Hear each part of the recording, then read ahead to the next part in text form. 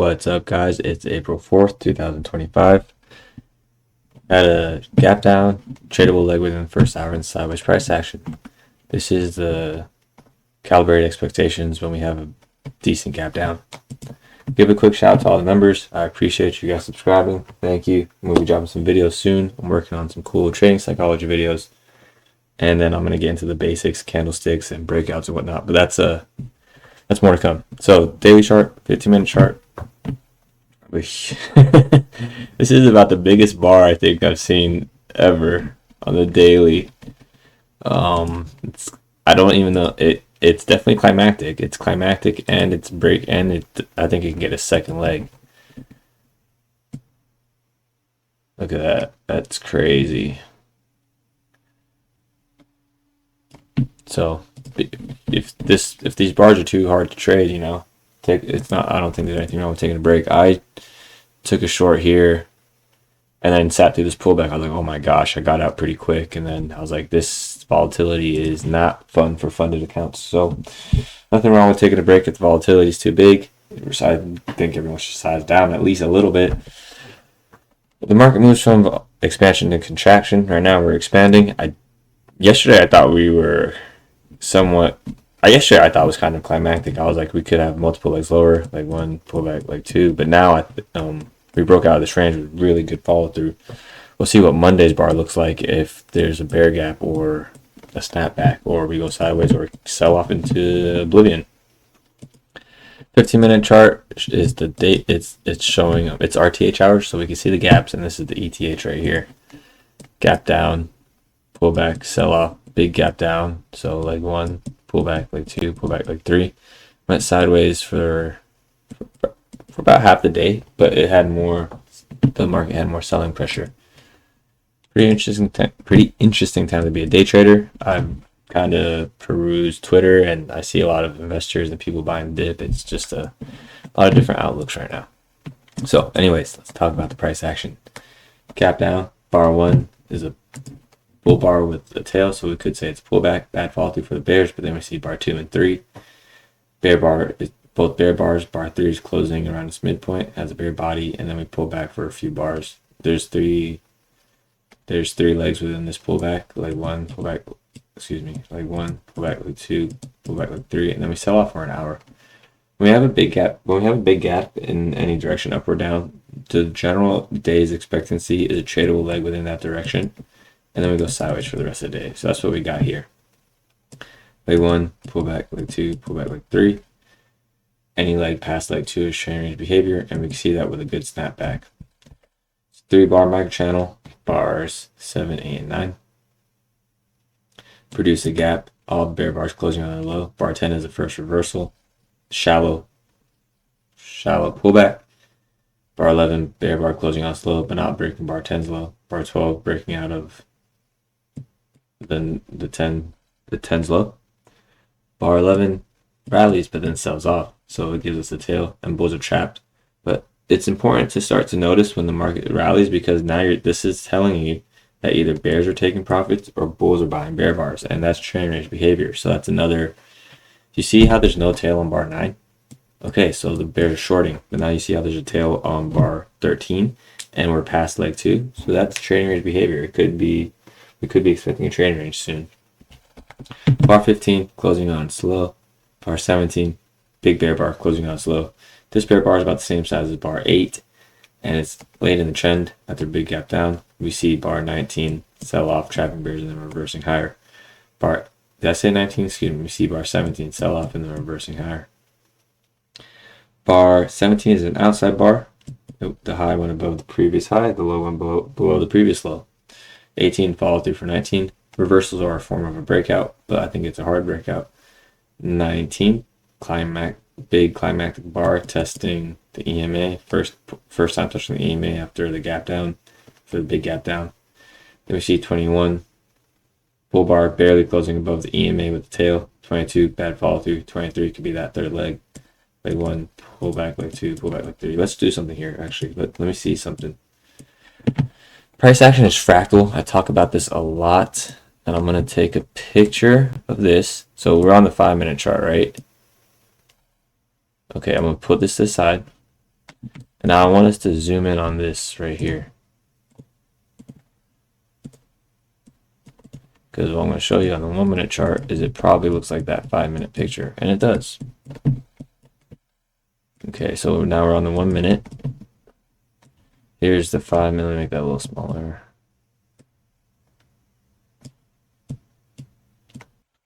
This is the 1 minute and this is the 5 minute. And what I'm trying to show is, remember this was 3 weak bull bars into the EMA, and this was the first rally after 3 bars. I mean, excuse me, 3 legs down. So look at bar 14, similar to bar 17. Then we have a pullback and it rallies. So we have a pullback here and it rallies into the EMA. So this leg's here.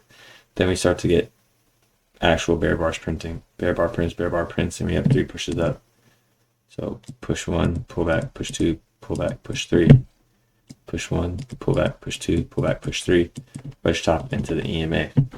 So this is what I mean when price action is fractal. You can read it the same way. The smaller charts would build up the bigger charts, and they all react together with each other. So what I'm saying is this structure is right there on the lower time frame. And then look what happens, bar 7, right? It sells off, and then we see bar 24, it sells off, and then look at bar 9, sideways, and then look at here, it's sideways. This doji is this price action. So that might sound confusing. Keep this price action in mind. Look, it's sideways price action. You see how it sells off, goes, sells off, sideways, sells off. So that created a doji. Sells off, sideways, sells off. So on a higher time frame, this would be a doji. So let's just go to like maybe the 15 minute. I think it'd be like a 45 minute actually. Okay, so the doji is there. So maybe the 30 minute. Yeah, roughly, just about. You guys get the picture how markets are fractal. It's important to understand that. Where are we? 24, bear bar closing on slow. 25, not the best follow through, but it is a bar closing bearish, closing below its midpoint.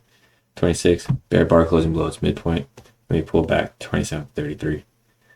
This creates a double top bear flag. This is a lower high right here. I talk about this almost every other video. There's 3 types of trend line breaks. Sell off, bang, new low. Sell off, bang, equal low, pull back. Sell off, pull back, higher low. Here we got sell off, pull back, higher low.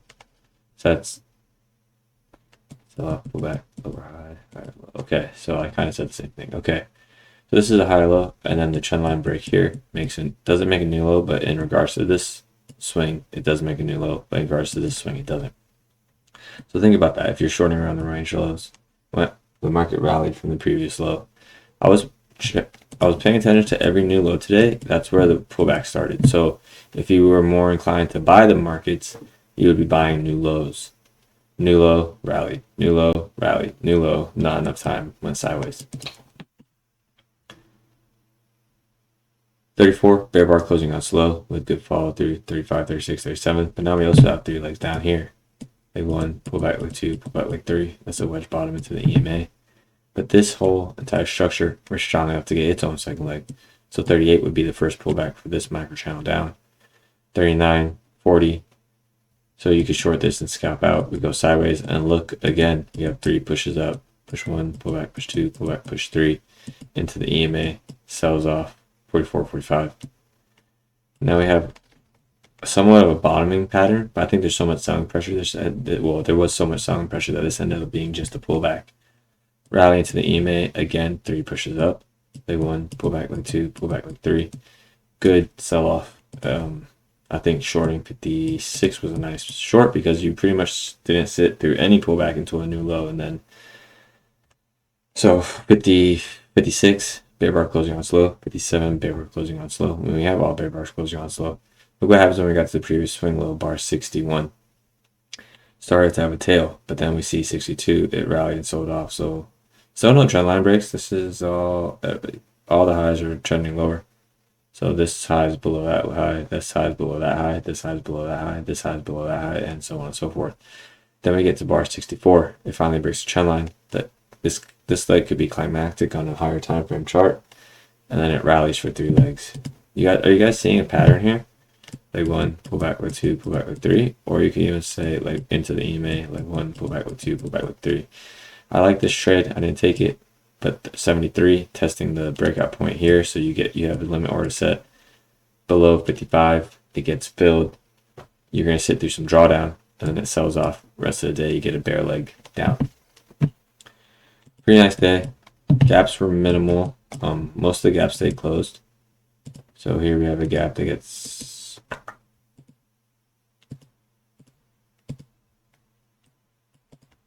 closed.